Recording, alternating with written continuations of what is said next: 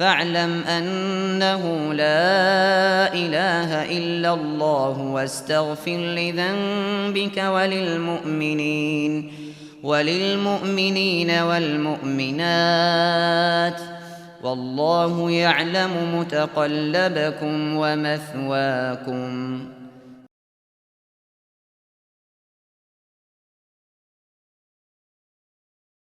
إن الحمد لله نحمده ونستعينه ونستغفره ونعوذ بالله من شرور أنفسنا وسيئات أعمالنا من يهده الله فلا مضل له ومن يضلل فلا هادي له وأشهد أن لا إله إلا الله وحده لا شريك له وأشهد أن محمدا عبده ورسوله يا أيها الذين آمنوا اتقوا الله حق تقاته ولا تموتن إلا وأنتم مسلمون. Wahai orang-orang yang beriman, bertakwalah kalian kepada Allah dengan sebenar-benar takwa, dan janganlah kalian meninggal dunia melainkan dalam keadaan Islam. Ya ayyuhan nasu ittaqu rabbakum alladhi khalaqakum min nafsin wahidah wa khalaqa minha zawjaha wa batha minhuma rijalan katsiran wa nisaa'a wattaqullaha alladhi tasaaluna bihi wal arham innallaha kana 'alaykum raqiba. Wahai sekalian manusia, bertakwalah kalian kepada Allah yang telah menciptakan kalian dari satu jiwa, kemudian diciptakan darinya pasangannya, kemudian Allah menyebarkan dan menciptakan dari keduanya anak keturunannya dari laki-laki dan perempuan. Maka bertakwalah kalian kepada Allah yang dengan menyebut namanya kalian saling meminta satu sama lain, dan jagalah tali kekerabatan. Sesungguhnya Allah Subhanahu wa taala Maha mengawasi kalian.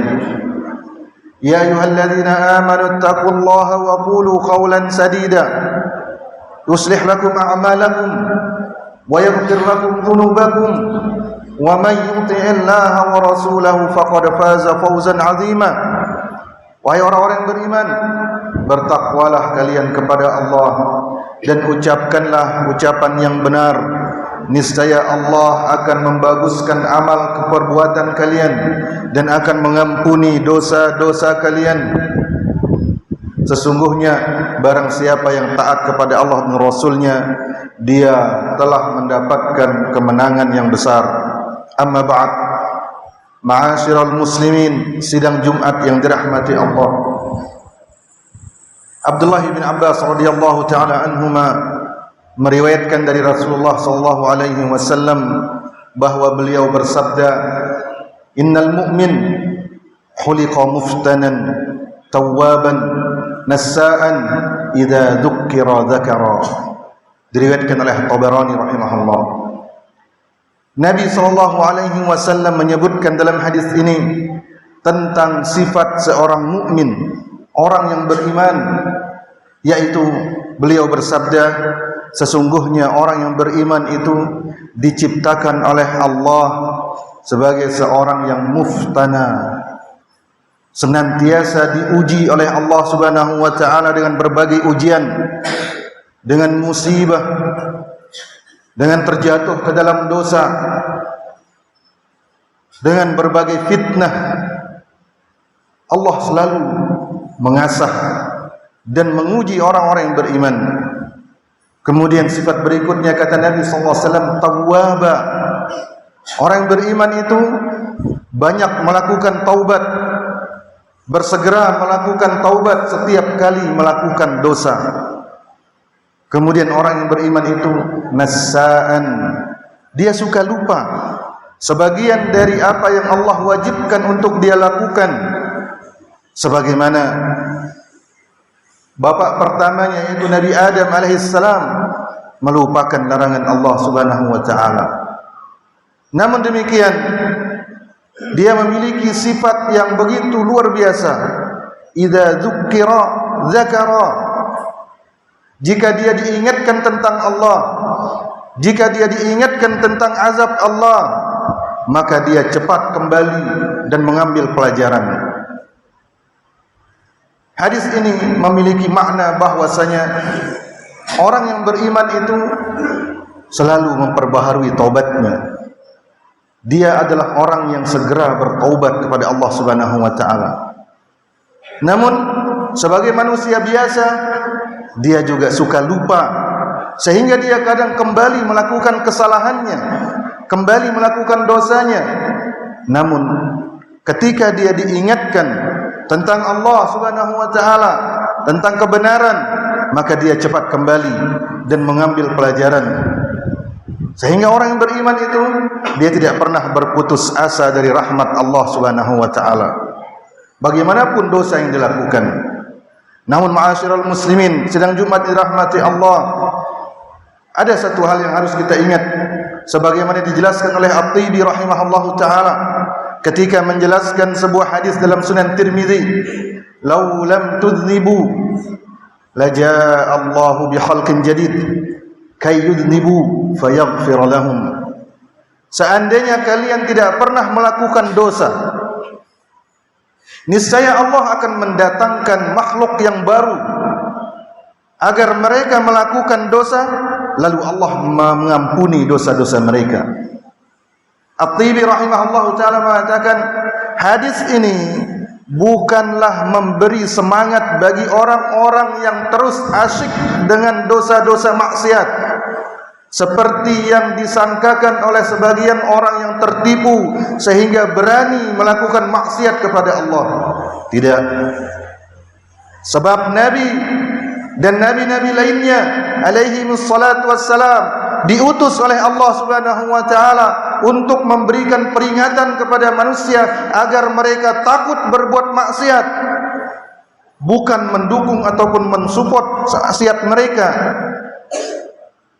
Namun kata At-Tibi rahimahullahu taala, makna hadis yang kita baca tadi dalam riwayat Tirmizi adalah untuk justru memotivasi orang-orang yang melakukan dosa untuk segera bertaubat, karena Allah Maha mengampuni, Maha memaafkan, dan Maha menerima taubat hambanya, dan bahkan Dia senang dengan taubat hambanya Subhanahu wa ta'ala.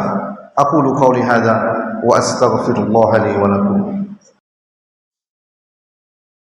Innal hamdalillah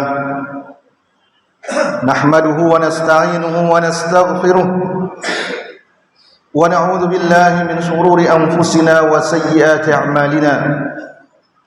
May yahdihillahu fala mudilla lahu wa may yudlil fala hadiya lahu. Wa ashhadu an la ilaha illallah wahdahu la sharika lahu wa ashhadu anna Muhammadan 'abduhu wa rasuluh. Ya ayyuhalladzina amanu taqullaha wal tanzur nafsum ma qaddamat lighadin wattaqullaha innallaha khabirum bima ta'malun. Wahai orang-orang beriman, bertakwalah kalian kepada Allah, dan hendaklah setiap orang memeriksa dan memperhatikan apa yang telah dia perbuat untuk bertemu dengan hari kiamat. Bertakwalah kepada Allah, karena sesungguhnya Allah Maha mengetahui apa yang kalian kerjakan. Ma'asyiral muslimin, sidang Jumat dirahmati Allah, sifat terakhir seorang yang mukmin yang disebutkan oleh Nabi sallallahu alaihi wasallam dalam hadis yang kita baca dalam khutbah pertama tadi, idza dzukira dzakara, jika dia diingatkan tentang Allah, jika dia diingatkan tentang kebenaran, maka dia cepat mengambil pelajaran dan kembali kepada agama Allah. Bagaimana tidak, seorang mukmin itu dia betul-betul mengimani Allah Subhanahu wa taala. Sehingga ketika Allah Subhanahu wa taala memerintahkan nabinya untuk memberikan peringatan, Allah menjelaskan bahwasanya yang mengambil peringatan hanyalah orang yang takut. Hanya orang yang takut kepada Allah Subhanahu wa taala yang akan mengambil pelajaran. Namun seseorang yang menasihati atau menyampaikan kebenaran kepada saudaranya, kemudian saudaranya tampak lamban menerima kebenaran yang dia sampaikan, janganlah dia terlalu cepat memvonis saudaranya sebagai orang munafik atau orang yang tidak memiliki iman dalam dadanya. Karena sesungguhnya Kalau kebenaran yang dia sampaikan itu adalah sesuatu yang disepakati bahkan oleh orang-orang awam, seperti haramnya berzina, haramnya minum khamr, haramnya mencuri, maka itu sesuatu yang kita sepakati. Tidak ada jalan dan alasan bagi orang untuk menolak orang menasihatinya, karena itu adalah suatu perkara yang jelas bagi setiap muslim, seawam apapun dia. Namun terkadang kebenaran yang kita bawa itu samar bagi orang lain. Entah itu karena ada perbedaan pendapat di kalangan para ulama.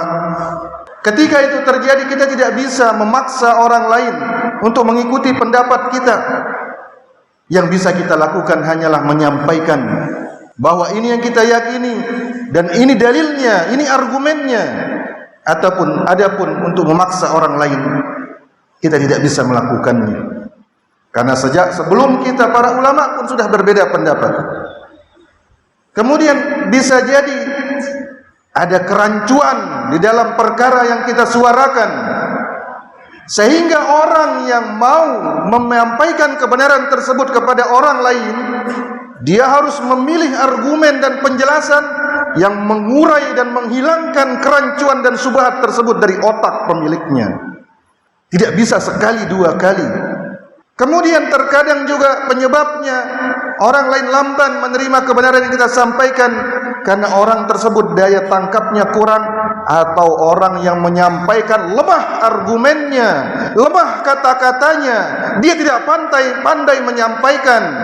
Maka kalau begitu kondisinya, dia harus bersabar, pelan-pelan menyampaikan, dan dia perbaiki ilmunya dan kemampuannya untuk menyampaikan kebenaran. Hal ini telah diisyaratkan oleh Ali bin Abi Thalib radhiyallahu taala anhu ketika dia mengatakan, haditsun nas bima ya'lamun. Sampaikan kepada manusia perkara yang mudah mereka cerna, yang bisa mereka terima, bukan hal-hal yang rumit. Aturiduna an yukazzaballahu wa rasuluh? Apakah kalian ketika menyampaikan sesuatu yang rumit, yang tidak bisa dipahami oleh orang-orang awam, apakah kalian mau Allah dan Rasulnya didustakan gara-gara penjelasan kalian yang jelimet, yang rumit?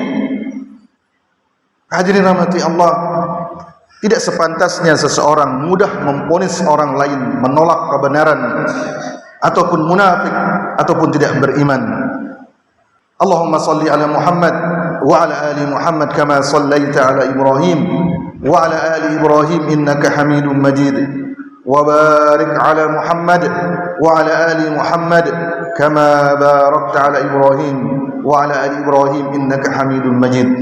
Allahumma inna zalamna anfusana wa in lam taghfir lana wa tarhamna lanakunanna minal khasirin. La ilaha illa anta subhanaka inna kunna minadh dhalimin.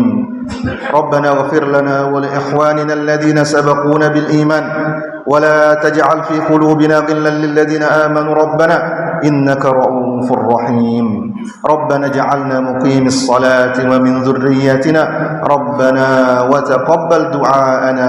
Allahumma atina fid dunya hasanah wa fil akhirati hasanah wa qina adzaban nar. Wa sallallahu ala nabiyyina Muhammad wa ala alihi wa sahbihi wa sallam, wa akhiru da'wana alhamdulillahi rabbil alamin.